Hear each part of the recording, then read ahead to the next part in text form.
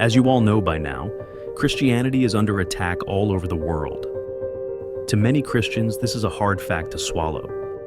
But to those with eyes to see, the proof is building up on a daily basis. According to biblical researchers and scholars alike, demonic entities are taking over today at an alarming rate, and their target is Christianity. We're facing what I would call this, that I'm going to put up, okay? I'm going to put up Brother Bob's vision. And I want to say this. It was given 7 years ago this month. I don't know the exact date, but I think we're within a couple days of it.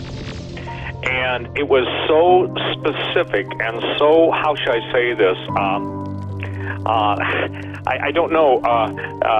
The degree that the world hates the Christians, the devil's full fury is going to be poured out on Christians. And, you know, when the Mayak report, Missouri's report, and all of the DHS reports on who's at the top of the list, by the way, Christians are not welcome in the New World Order, okay? It was, David Spangler, I think, that basically made the statement, no one's going to enter into the New World Order without a Luciferic initiation. And I want to share something. I want people to go to my website, stevequayle.com, and I want them to look at the book cover of my book called Terminated, The End of Man is Here. And on the headstones, basically I'll describe it for people that may not have be able to get the computer right now, but it's got a metallic, sinister robot, and he's holding a human skull, and a laser is reading the micro implant that obviously is under the skin. And the headstones say, "Rest in peace. Here lies the human race who refused to recognize their end when it stared them in the face." I want to say that again. Here lies the human race who refused to recognize their end when it stared them in the face.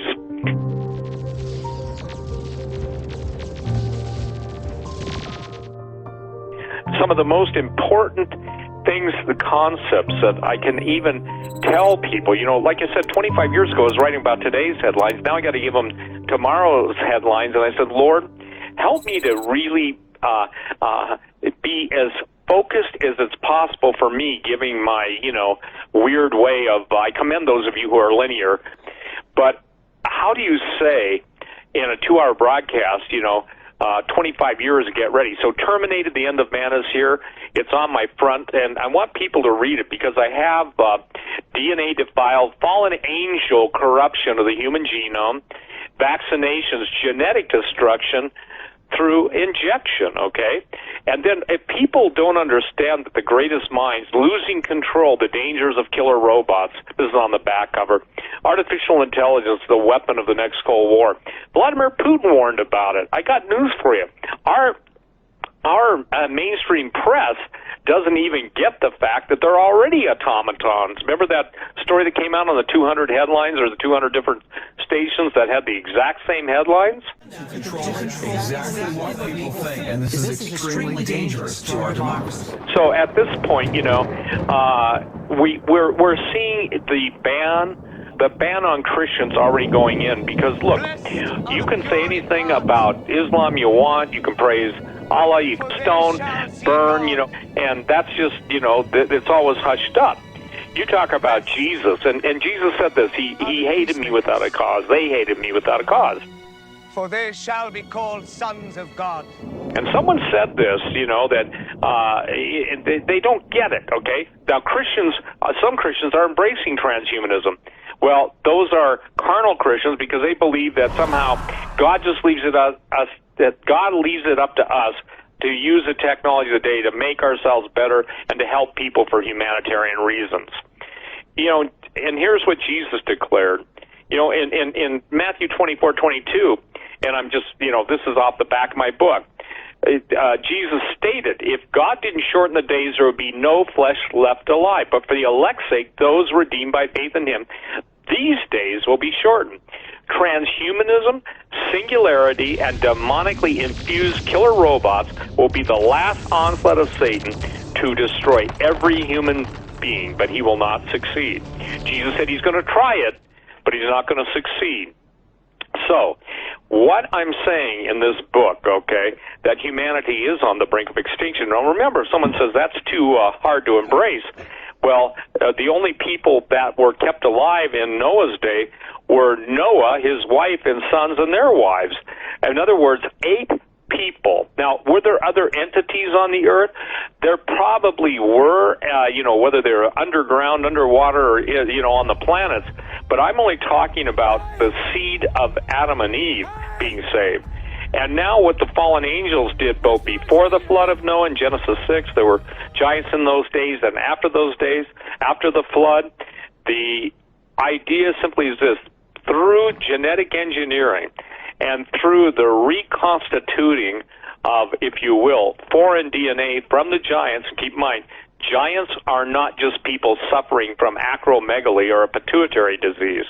They are the function of a supernatural life force, combining with the human life force that God created us and producing hybrids.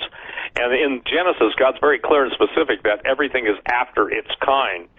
So the important thing that I want people to understand is this, is that the human race has come to the point of no flesh being left alive. And, we're now talking about and seeing, they're showing creatures from Argentina that defy description. From in the Middle East, they're showing, I don't know that it's real, I just see it, but somebody's talking in Arabic, and they show, if you will, almost a downed dragon on the ground. So the point, I guess, that I'm trying to make is whether it's real or not, men's hearts are going to fail them for fear of looking after the earth, after those things coming upon the earth. Now, at the heart of transhumanism, Dave, is the promise you'll not die. And Zoltan Isvan, who's one of the most famous transhumanists in the world, says, at the heart of it, all transhumanists don't want to die. I'm paraphrasing. They want to live forever. So where have you heard that? Satan said that Eve shall not surely die. But like I say, every time I think I've written the final chapter, it's a final chapter plus, because the information's out there. For instance, okay, why is DARPA, Defense Advanced Research Projects Agency, why are they making robotic bats to turn loose in all the caverns of the earth for surveillance? I want people to hear me again, okay? And they call it, you ready for this? Animal carried access, animal carried compact exploitation and exfiltration system for subterranean structures. Another project, revolutionizing subterranean mapping and navigation. Jesus said, men's hearts failing them for fear of looking after those things coming up on the earth. Then they're talking about basically all forms of, if you will, three-dimensional radar slam imaging, and you'll love these words, octagonal beamforming array system, and they go into so many details, subterranean this, subterranean that. In essence, I can tell you this, of a 24-page document, Bat Robot for stealth subterranean mapping and navigation. They also have hummingbirds. A little birdie told them, well, yeah. Hover map, drone autonomy and mapping payload of subterranean applications. What are they looking for? Well, I believe they have, if you will, knowledge of a lot of stuff. But as one general said, we don't know everything. We want to know everything, but we're aware we can never know everything. How about an inertial navigation system that does 3D mapping from tunnel image sequences? Obviously, I'm reading this stuff. Or underground coherent imaging fleet. It goes on and on. They also know that there's going to be massive earth changes, and it's my contention that when the earth changes happen, the great quakes, the great volcanoes, we haven't seen them yet. We're seeing volcanoes, major volcanoes. We're seeing major earthquakes, but we have not seen the great volcanoes and the great earthquakes yet. So when we're dealing with rapid deployment of multi-sized autonomous UGV platforms, they call it ghost robotics, we're dealing with insects, we're dealing with everything. It's amazing to me, humanoid robots for subterranean access and operations. What are they going after? Who are they worried about? Because even though I've talked to and I've reported on this, the idea of all this stuff is now accelerating to a pace where you just got to draw a line in the sand and say, okay, this is where I can take it. And then my last chapter, I'll say, as of, May 31st, this is the most open source stuff. Now, the open source stuff can't even compare to the closed source stuff. Let me give you an example. Imagine finding the DNA of anybody from antiquity. Let's take Gilgamesh, half god, half man, the Gilgamesh epic, the oldest poem known in history. And let's say that they have extractable DNA. There are 37 trillion cells in the human body. You multiply that times 100, 37 trillion times 100, you're getting up in the quadrillion realm. And each strand of DNA's memory capacity is, pun intended, astronomical. Imagine being able to access that. Imagine being able to put it on a screen and literally see what the possessor of the DNA saw, to literally hear what he heard. Because at the end of the day, all matter is energy. At the end of the day, obviously, we have a marvelously created, if you will, in the image and likeness of God before the fall of man, capabilities and skills that most people don't even know exist. The point is in all this is that the idea of, I'll close it up with this, the idea of transhumanism, the idea of singularity, men and machines, and the idea of spiritual machines. Yeah, there are spiritual machines. Imagine any of the artificial constructs built by anybody becoming demon-possessed. And there you have the world's ultimate nightmare.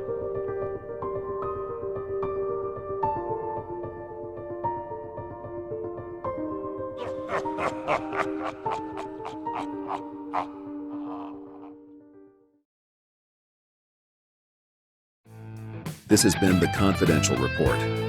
For even more stories like this one, make sure to subscribe to our channel today. And please show your support by clicking the like button on this video. For even more stories and news you deserve to know the truth about, follow us on Facebook and Twitter. Thank you for watching the Confidential Report.